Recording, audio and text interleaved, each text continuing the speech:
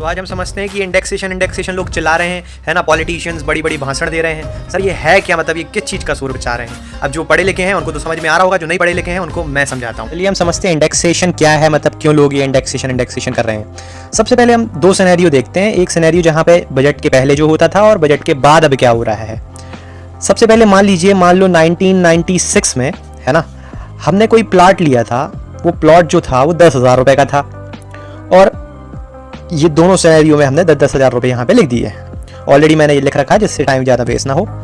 अभी क्या होता था, मान लो 2024 में वो प्लॉट जो है वो हम 90,000 रुपये का बेच रहे हैं। एक छोटा सा एग्जांपल ले रहे हैं हम आपको समझाने के लिए। ऐसे केस में प्रॉफिट का कैलकुलेशन कैसे किया जाता था कि हमें प्रॉफिट एक्चुअली कितना हुआ है। तो ऐसे केस में हम क्या करते थे कि भाई 90,000 का हम बेच रहे हैं और 1996 में पहले खरीदा कितने का था, 10,000 रुपये का। पर ऐसे सिनेरियो में हम निकालते थे 90,000 माइनस 10,000 करके नहीं, बल्कि हम 90,000 माइनस 60,000। सर अब ये 60,000 क्या है? तो भाई 10,000 रुपये का तो अपन ने 1996 में खरीदा था। आज उन 10,000 रुपये की कीमत क्या है? कुछ भी नहीं, है ना। पैसा कितना गिर गया है, डॉलर कितना बढ़ गया है। तो भाई आज की अगर उसकी कीमत निकाली जाए तो आज की कीमत उसकी जो है वो बैठ रही है 60,000 रुपये और हमने एक्चुअली उसको बेचा कितने में है, 90,000 रुपीज में। दैट मीन्स हमें एक्स्ट्रा प्रॉफिट कितना हुआ है, 30,000 रुपये।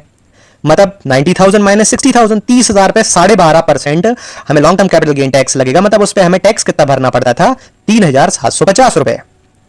अब बजट के बाद सरकार ने क्या किया, सरकार ने बोला बेटा खरीदा कितने में था, 10,000, बेच कितने में रहे हो, 90,000। तो भैया 90,000 में से सीधा 10,000 घटाओ, कितनी की प्रॉफिट हो रही तुम्हें, 80,000। 80,000 पे 12.5% टैक्स लगाओ, कितना आया, 10,000 रुपए।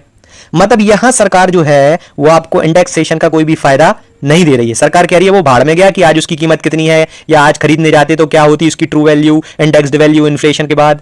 तो सरकार कह रही है हमें उससे अब कोई मतलब नहीं, तुमने तो खरीदी 10,000 रुपए में थी, आज तुम उसको बेच रहे हो 90,000 रुपए में, है ना। मतलब 80,000 रुपए तुमने प्रॉफिट कमाया, 80,000 का 12.5% कितना भर दो, 10,000 रुपए।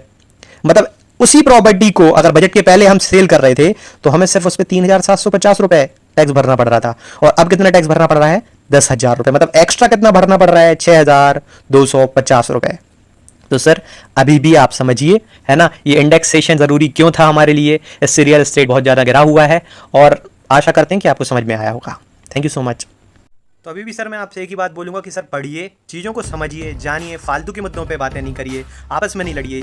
जब आप समझेंगे तो आप जानेंगे कि एक्चुअली आप ही से कमाया जा रहा है, आप ही को भयंकर तरीके से लूटा जा रहा है, डकैती की जा रही है और आप ही के पैसों पे एंजॉयमेंट किया जा रहा है। पढ़िए, समझिए। इसी वजह से वो नहीं चाहते कि आप एजुकेटेड बने, इसी वजह से वो आपके बजट में से 7% पैसा काट देते हैं।